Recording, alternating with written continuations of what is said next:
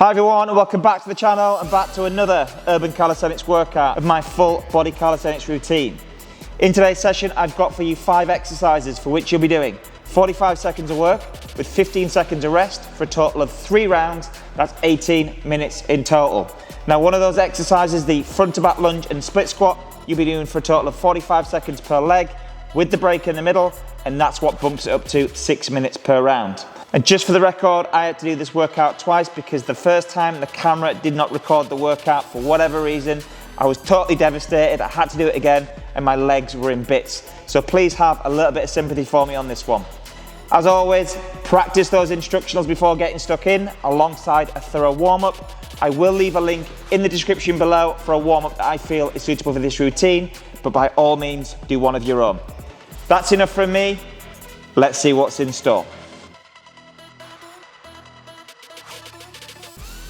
So for our plank leg sweep to plank push combi, you're going to start by moving into a forearm plank support position, making sure your forearms are parallel and avoid the hands turning in.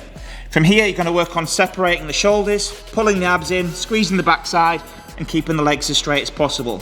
For our plank leg sweep, you're going to start by extending the foot on one side, and then we're going to drive the leg to the outside of the body, getting as much rotation through the hip as we possibly can, and keeping the hips down, and minimizing that rotation.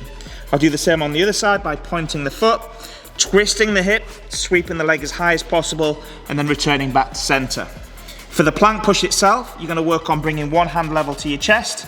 As you push out strong on that side, you bring the other hand level to the chest until the arms are straight. You work back down to your forearms, and then you do the same on the other side. So this time, left hand in, right hand down, left hand down. And then we go back into the plank sweeps. So extend the leg, sweep the leg, rotate the hip, extend the leg, sweep the leg, rotate the hip, and then press on one side, press on the other side.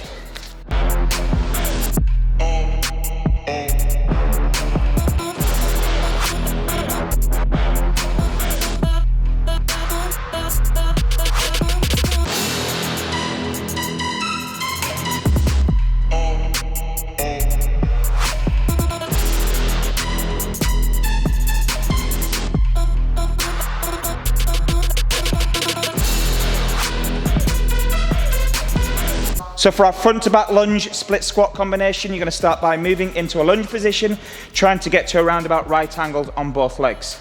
From here, the intention is to stay as low as possible as you step forwards with this back foot. So I'm going to try and keep the head at the same height. So I'm moving forwards, trying to get to that 90-90 position once again. Once you reach that position, the intention is to straighten both legs completely, drop the back knee to the floor as close to it as you can, staying as low as you possibly can as you step back into the original position. So again, I step forwards, fully extend both legs, back knee to the floor, stay low as you step back.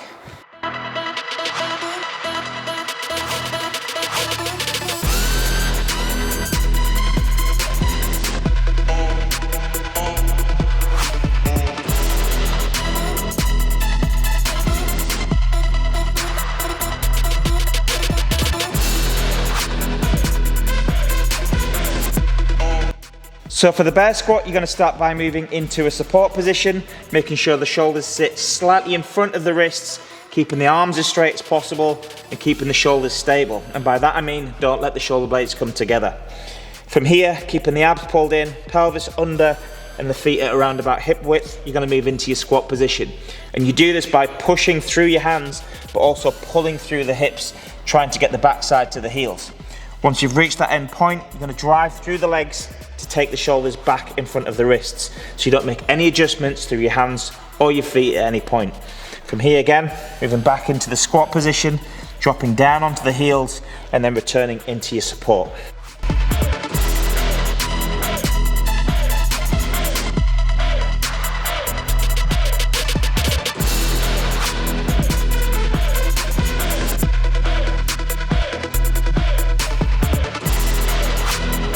So for the plank tuck pike combination, you're going to start by moving into a plank support position, making sure your forearms are parallel and doing your absolute best to avoid the hands coming together like so. So keep that separation on the hands where you can. From here and in the support position, make sure your shoulders are stable, your abs are pulled in, and your pelvis is tucked under. From here, I'm going to work into my tuck position by hopping both knees in towards the arms, keeping that pressure on the forearms as best you possibly can.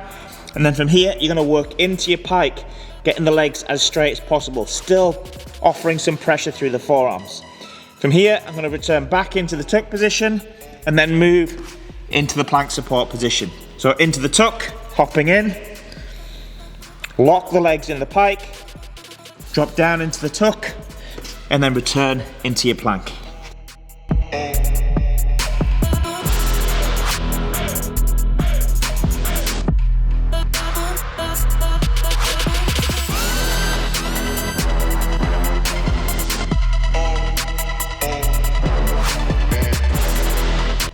So for our squat to alternating shrimp, you're going to start by moving into a squat position whilst keeping both heels in contact with the floor. From here, the intention is to very gently place one knee in contact with the floor, and we're bringing that knee either level to or slightly behind the heel on the lead foot. Make sure the foot on the back leg does not come into contact with the floor, and from here the intention is to make your way to standing without allowing that lead heel to come off the floor. So I'm really going to push the hips forwards, squeezing the leg as I reach that top position. Place the feet side by side and do exactly the same on the opposite side. So squatting down, placing the knee, drive through the left leg this time, feet come in side by side.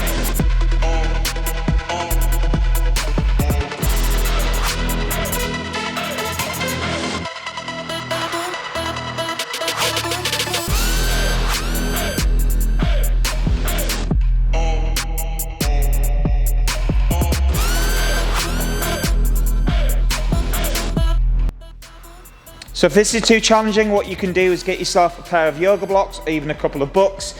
You place them behind the feet, and all this does is that when you land the shrimp position, you have less distance to cover, therefore it makes it easier to get back up.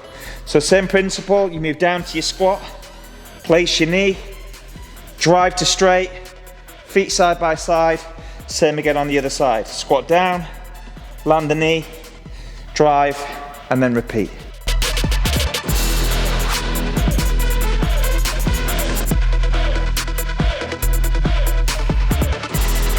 Now, just before we kick things off with the workout, I just want to let you know that if you want to gain access to the full Urban Calisthenics library, then head over to urbancalisthenics.com, where you can access over 100 calisthenics workouts with a new workout added every single week for just $4.99 a month. You can also take advantage of a 7-day free trial with no commitments and no payments up front. Now let's get into the workout.